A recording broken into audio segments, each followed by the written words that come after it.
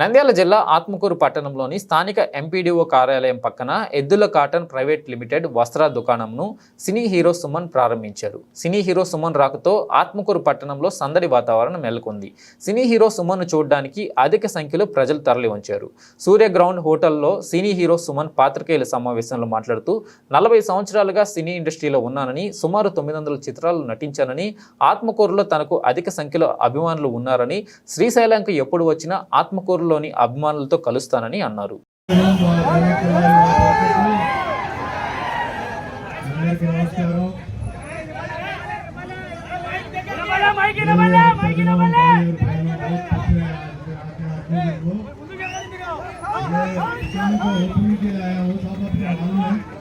लेकिन ये दुकान के बारे में बात करने के पहले मुझे एक चीज कहना है आपसे।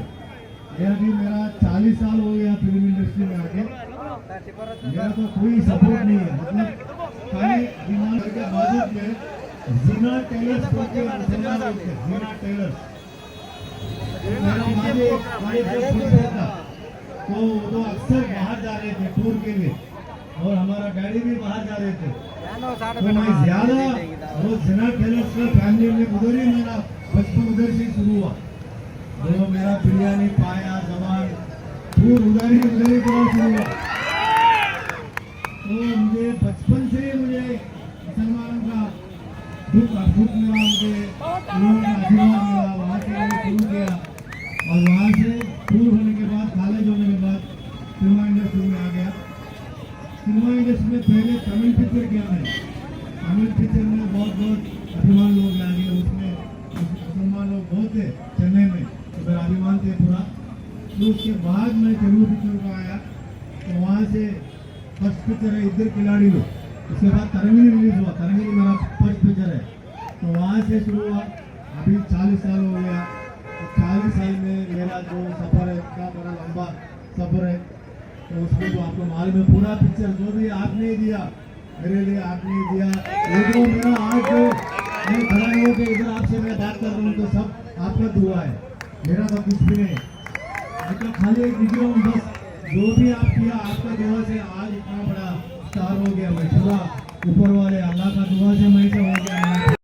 వాళ్ళ అవుట్లెట్ ఓపెనింగ్ కి పిలిచారు మహేష్ గారు. నాకు ఫస్ట్ ఏంటంటే ఒక ఎద్దుల గార్మెంట్స్ కి ఒక యాడ్ అడిగారు. సో యాడ్ చేసేటప్పుడు నేను ఎప్పుడు మాక్సిమం చాలా జాగ్రత్తగా ఉంటాను, ముఖ్యంగా తినే పదార్థాలు తాగే పదార్థాలు. ఎందుకంటే మనం ఏదో చేస్తాం, రైట్ షోలో ఏదో తాగేసి ఏదో తినేసి ఏదో జరిగిందంటే మన వాళ్ళకి ఇబ్బంది అంటే అది మాకు చాలా ఇబ్బంది. అప్పుడు నేను చాలా కేర్ఫుల్ గా ఉంటాను. అందుకే కొన్ని రియల్ ఎస్టేట్ యాడ్స్ ఇలాంటి ఏదైనా అంటే మనకి తినే తాగే దాంతో సంబంధం లేదంటే నేను ఆలోచించి అది కూడా ఆలోచించి పరిశీలించి నేను చేస్తాను. మా ప్రొడ్యూసర్ అంటే డైరెక్టర్ నాగేశ్వర రెడ్డి గారు ఆయన వచ్చి మా మేనేజర్ ఫోన్ చేసి ఇట్లా ఒక యాడ్ చేయాలండి అంటే ఏంటి అంటే ఎద్దుల కాటన్స్ ఉంది వాళ్ళు ఏదో అడుగుతున్నారు, ఏంటి వాళ్ళ స్పెషాలిటీ ఏంటి వాళ్ళు, ఎందుకంటే యాడ్ చేసేటప్పుడు ఏదైనా ఒక కొత్తతనం ఉంటుంది. అప్పుడు మహేష్ గారి లైన్ లో వచ్చేసి ఆయన ఆ కాన్సెప్ట్ గురించి చెప్పారు. కాన్సెప్ట్ తో పాటు మనిషి కూడా మాకు బాగా నచ్చారు, ఎందుకంటే ఇలాంటి కాన్సెప్ట్ ఈ మధ్య ఎవరు చేయలేదు. అలాంటి ఒక మంచి ఉద్దేశంతో ఉంటున్న ఒక మనిషికి మన సాయం చేద్దామని చెప్పి యాడ్ చేసాం. యాడ్ చేసేటప్పుడు కోడుమూరులో వెంకటేశ్వర స్వామి లక్ష్మీ వెంకటేశ్వర స్వామి గుడి ఒకటి ఉందండి, అది పునఃప్రారంభం చేస్తున్నాను, నేను ఇలా చేస్తాను అలా చేస్తాను. ఓకే, ఒక మంచి మనిషికి ఏదో దేవ కార్యక్రమాలు ఆధ్యాత్మిక విషయంలో కూడా కొన్ని ఇంట్రెస్ట్ ఉంది అని చెప్పి ఇంకా నాకు అది ఇంట్రెస్ట్ పెరిగింది. తర్వాత టెంపుల్ కి రావడం జరిగింది. చాలా చక్కగా చాలా బాగా చాలా వెరైటీగా అవన్నీ ఆయన చెప్తారు. గుడి లోపల ఏమేమి వెరైటీలు ఉన్నాయి, చాలా అలాంటి గుడి దొరకడం కూడా చాలా కష్టం. అంటే ప్రతి ఒక్కరికి తెలుస్తున్నాడు వెళ్ళిన తర్వాత నేను చెప్పేది ఏంటలేదు. నేను పక్కన పెడితే దాని తర్వాత ఇట్లా నేను అవుట్లెట్స్ ఓపెన్ చేస్తున్నాను అన్నాను. నేనేమనుకున్నా అంటే హైదరాబాద్, వైజాగ్, విజయవాడ ఇలాంటి అనుకుంటే లేదు సార్ కర్నూలులో ఉన్నారు.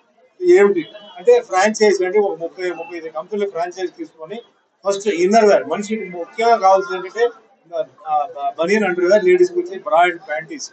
దీంట్లో చాలా మందికి ఏంటంటే ఈ రోజు కొందరికి ఏంటంటే ఫ్రాంచైజ్ మంచి బ్రాండ్స్ వేసుకోవాలని ఒక ఆశ ఉంటుంది.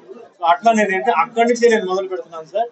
ప్లస్ కొన్ని చిన్న చిన్న విషయాలు అంటే పిల్లలకి పెద్దవాళ్ళకి పంచి ధోతి ఇలాంటివి అన్నాడు, బాగానే ఉంది. కానీ ఎట్లా అండి మీరు చిన్న చిన్న ప్లేసెస్ ఓపెన్ చేస్తే ఎట్లా అంటే లేదు సార్, చిన్న చిన్న అవుట్లెట్స్ ఓపెన్ చేస్తున్నాను, అన్ని దాంట్లో ఉన్నాయి కాబట్టి తప్పకుండా ప్రజలు వస్తారు. ఎందుకంటే దీనికోసం ప్రజలు సిటీ వరకు వస్తారు, అది నాకు బాగా తెలుసు.